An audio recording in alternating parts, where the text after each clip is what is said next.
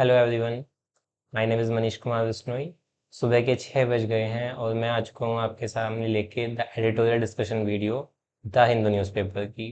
What I do, मैं daily एक editorial या फिर एक आर्टिकल द हिंदू से डिस्कस करता हूँ, जिसको हम ट्राई करते हैं लिंक करने का आपके मेंस के सिलेबस से, साथ में कहाँ पे वो पूछा जा सकता है।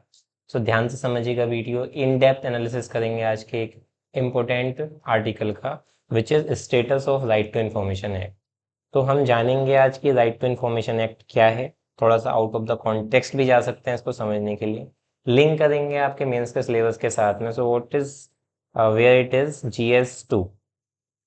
GS2 में ये कई जगह पर मेंशन हो सकता है आपके सिलेबस में, बट स्पेसिफिकली अगर हम बात करें तो ये आपका गवर्नेंस के अंदर आएगा। गवर्नेंस में जहां हम बात करते हैं अकाउंटेबिलिटी की, जहां हम बात करते हैं ट्रांसपेरेंसी की। तो राइट टू इंफॉर्मेशन समझते हैं जल्दी से क्या है ये। देखिए 2005 में एक हिस्टोरिकल लॉ पास हुआ, एक एक्ट आया जिसको हम बोलते हैं RTI एक्ट। क्या है RTI एक्ट?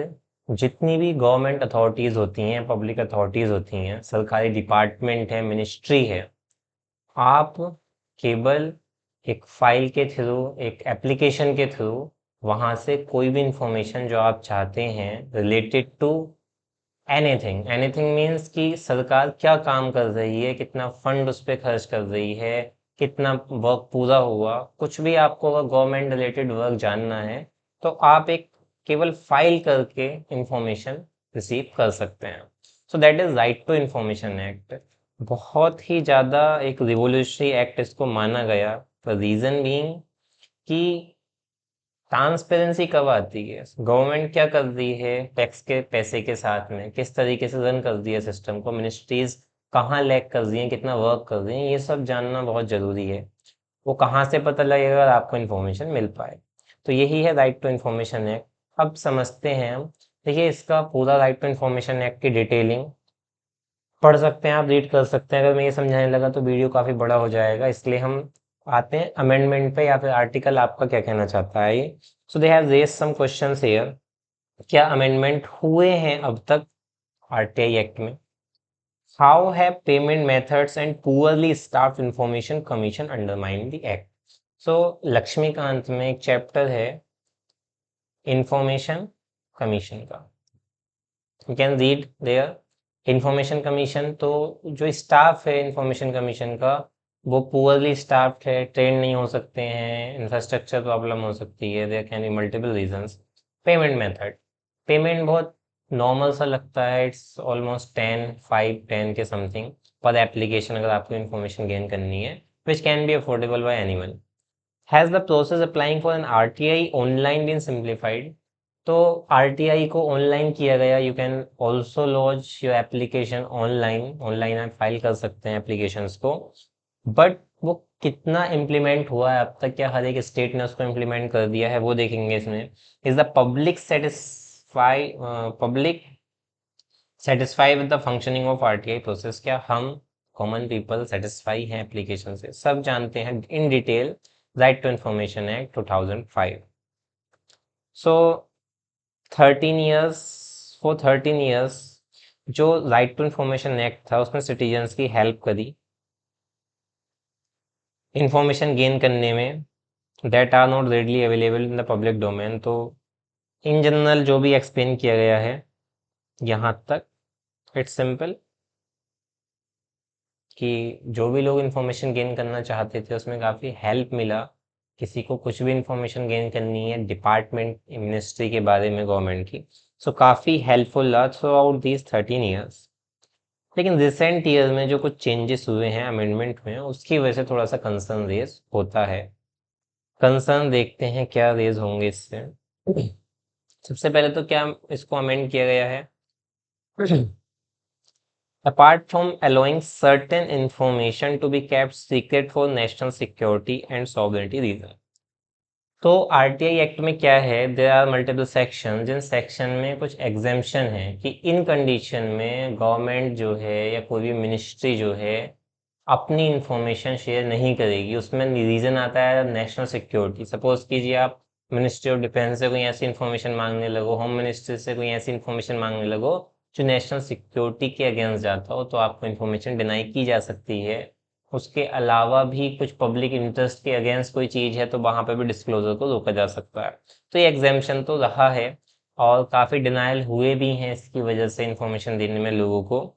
बट इसकी बात नहीं करते हैं। अपार्ट फ्रॉम दिस एक और एग्जेम्पशन है, किस कंडीशन में आपको इन्फॉर्मेशन देने से मना किया जा सकता है। What is that?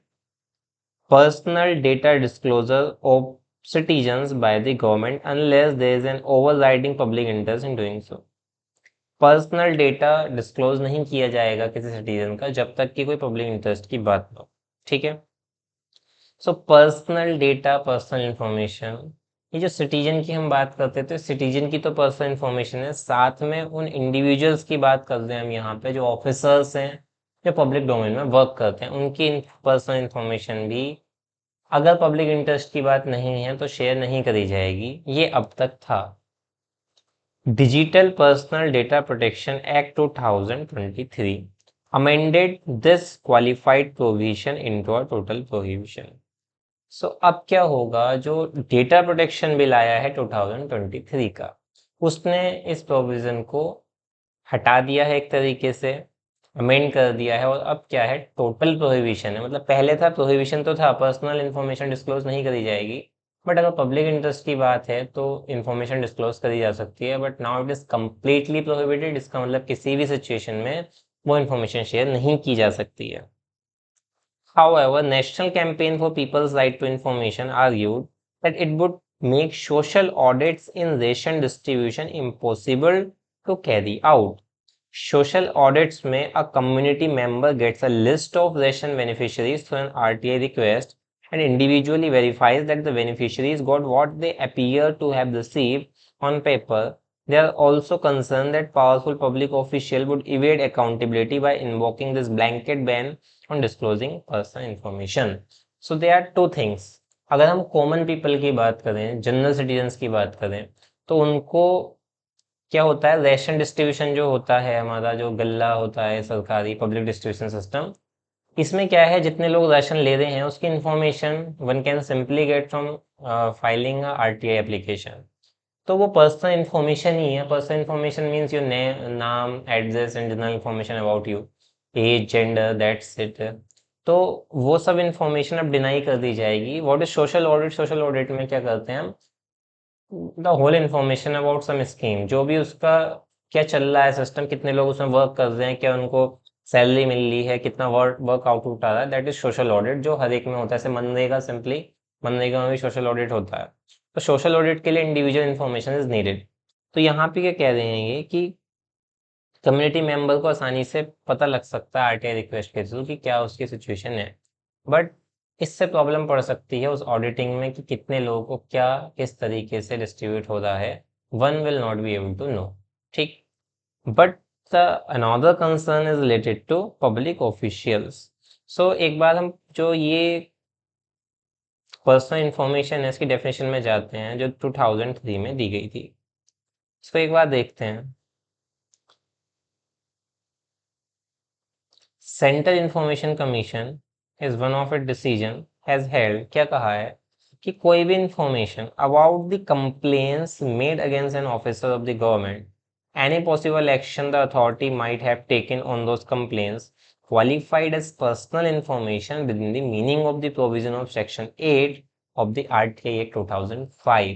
इसका मतलब what is personal information?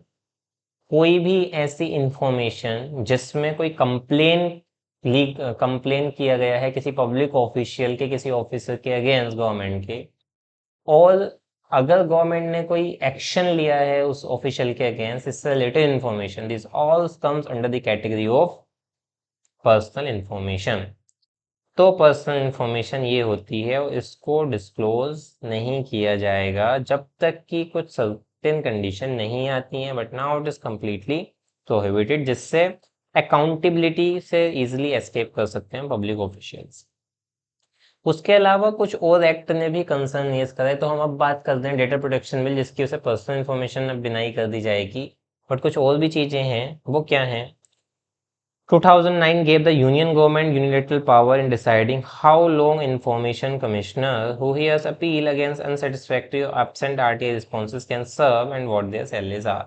So 2009, ये भी आप लक्ष्मीकांत में रीड कर सकते हैं, इसलिए I am telling in general.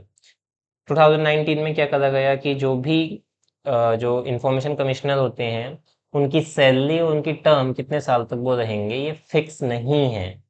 Government will decide अपने बिहाफ पे कितना टेन्योर रहेगा, कितने टाइम तक सर्व करेंगे कमिश्नर से, उनकी सैलरी क्या होने वाली है, जबकि उससे पहले वो फिक्स हुआ करती थी। उसके अलावा how else is the RTI act undermine, और क्या चीज़ें आरटीआई एक्ट में अंडरमाइंड है? ट्रांसपेरेंसी थोड़ी कम हुई है। क्यों कम हुई है ट्रांसपेरेंसी?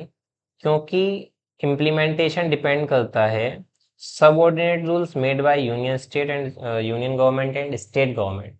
तो जो भी कोई एक्ट होता है उस एक्ट का एक कंप्लीट फ्रेमवर्क नहीं होता है। जो स्टेट या यूनियन गवर्नमेंट होती हैं, टाइम टू टाइम वो कुछ रूल्स रेगुलेशन देते हैं जिसके बाद में वो इम्प्लीमेंट होता है। Same thing with RTI. State government और यूनियन गवर्नमेंट के जो ऑर्डर्स या रूल्स होते हैं उन पर डिपेंड करता है उसका implementation. For instance, payment method is a public authority can accept is left to state to decide. तो पेमेंट मेथड क्या होगा, किस तरीके से पेमेंट रिसीव कर सकते हो, ऑनलाइन ऑफलाइन पोस्टल पेमेंट, किस वे में पेमेंट रिसीव कर सकते हो, छोड़ दिया गया स्टेट गवर्नमेंट पे। जैसे तमिलनाडु एक्सेप्ट नहीं करता है इंडियन पोस्टल ऑर्डर्स, जो कि एक चेक होता है जो पोस्ट ऑफिस से ले सकते हैं, अटैच कर सकते हैं एप्लीकेशन के साथ में पेमेंट की। मतलब ये बहुत इजी तरीका है जिसमें आप पेमेंट मेथड यूज़ करते हैं पोस्टल ऑफिस के थ्रू। ठीक है, स्टाम्प लगता है बस, तो वो अब हटा दी, मतलब तमिलनाडु उसको एक्सेप्ट नहीं करता, तो वहाँ के लोगों के लिए it's a kind of differentiation जो उनको देखने को मिलता है।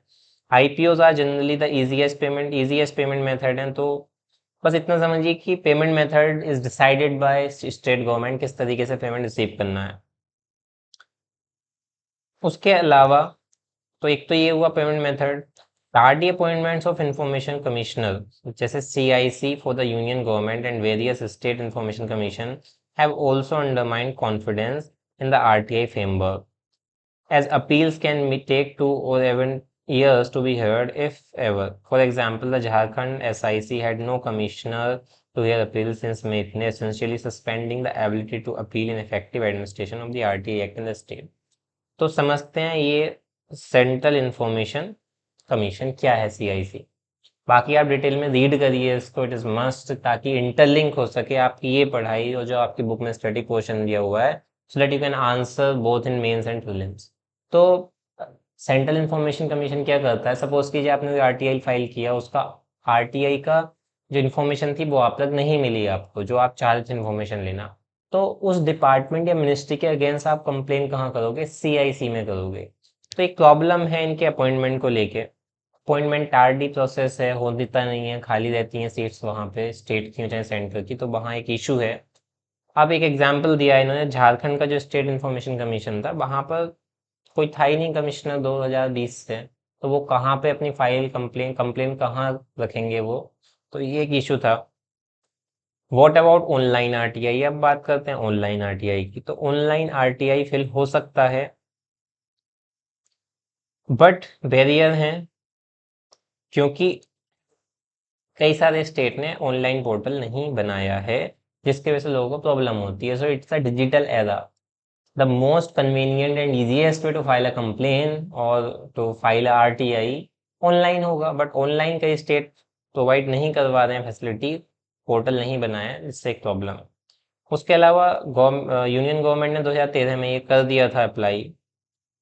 Many public authority under the union government are on the portal filing application, or it has harder. Having an account on the RTI online portal allows citizens to have their personal particular filled in on each complaint by default. Now, however, the facility to create an account has disappeared.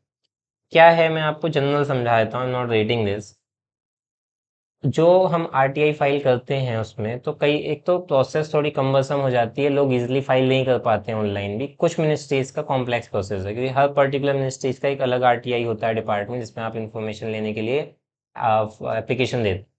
होता क्या है कि जो पहले क्या होता था, आपने कोई सपोज कीजिए आप एक बार अकाउंट पे गए, आपने अपना अकाउंट बनाया, जैसे जनरल में अकाउंट बनाते हैं, उसमें आपकी पर्सनल इन्फॉर्मेशन सेव हो गई, now you can easily file a complain. कितने बार आप नेक्स्ट टाइम जब करोगे, बट नाउ आपका कोई अकाउंट नहीं बनता है उसमें, आपको अगेन एंड अगेन पूरी इन्फॉर्मेशन दोबारा से फीड करनी पड़ेगी, इससे प्रोसेस थोड़ी सी कॉम्प्लेक्स हो गई है। ओके, तो जैसे देखते हैं 2022 में डिसअपेयर हो गया पुराना डेटा जो भी था। What next? तो ओवरऑल हम समझ चुके हैं इसको जनरली, आगे क्या हो सकता है?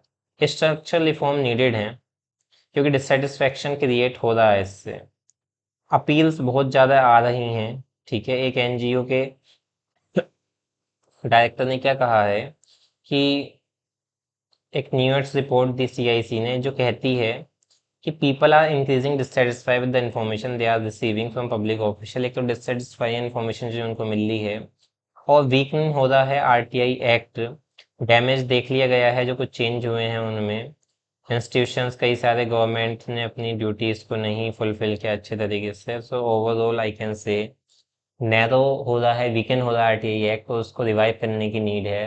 गवर्नमेंट की ई मतलब गवर्नमेंट का एक बहुत इंटीग्रल पार्ट होता है गुड गवर्नेंस, जिसके लिए जरूरी है transparency and accountability. It is also very important for your ethics GS4 paper, क्योंकि इसमें प्रोबिटी आ जाती है, गुड गवर्नेंस कॉन्सेप्ट आ जाता है जो आपका एथिक्स में होता है, और RTI is a very important and integral act इस रिगार्ड में। तो इसको नीड है रिवाइव करने की। दोबारा से जस्ट क्या दी हुई है, देखिए आरटीआई डिपेंड करता है रूल्स जो बनाती हैं स्टेट सेंट्रल गवर्नमेंट, जैसे कि पेमेंट मेथड स्टेट डिसाइड करते हैं, रिमेंबर दिस पॉइंट। उसके अलावा ऑनलाइन फिल करने से आसानी पड़ती है, बट कई सारे स्टेटों ने अब तक ऑनलाइन पोर्टल नहीं बनाया है। ठीक है, उसके अलावा वीकन हो रहा है, डैमेज काफ़ी, most of the damage they have seen is not merely from changes tax of the law. कई सारे जो मतलब, एक तो चेंज होना इज़ वन थिंग, बट जो मिनिस्ट्रीज और डिपार्टमेंट है उनकी जो अनविलिंगनेस है इंफॉर्मेशन शो करने में, that is also another point. तो ये हमारा आज का टॉपिक रहा, connected with main syllabus. If you write want to note down something, you can note down specifically जो अमेंडमेंट हुए हैं। उसके अलावा read RTI act in detail, जिससे आपको एग्जाम्पशन पता लगेंगे। And CIC central information commission, Laxmikanth से you can read the chapter, very important, उसके अमेंडमेंट 2019 के। और जो इसके मेन पॉइंट्स हैं, try to remember that, note down कर लीजिए अगर रिमेंबर नहीं होते हैं, अंडरस्टैंड करिए पूरा, और try to use this written information your mains answer writing. कुछ भी लिख रहे हैं आप, सपोज कीजिए you are writing an answer accountability, transparency, probity, good governance, तो इसका यूज करिए कि बोले आरटीआई एक्ट में जो अमेंडमेंट हुए उसकी वजह से शायद लगता है थोड़ा वीकेंड हो रहा है, government should do something with it, कुछ करना चाहिए उसके लिए ट्रांसपेरेंसी बनाने के लिए।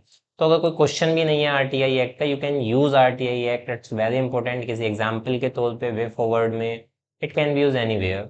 और कहाँ स्पेसिफिकली यूज होना है इसके लिए, I have another series mains answer writing daily की, वहाँ पे I discuss daily question model answer उनके डिस्कस करते हैं, you can watch it there. तो thanks for watching this video. Daily सुबह 6 से 7 के बीच में आपको ये वीडियो मिल जाए करेगी, एक एडिटोरियल एनालिसिस की। So first you will wake up and see this, watch this video and try to learn new. Preparation को ईजी बनाइए, चाहे वो प्रीलिम्स हो चाहे मेंस हो। Thanks for watching this video. जुड़े रहिए चैनल के साथ में, सब्सक्राइब कर लीजिए चैनल।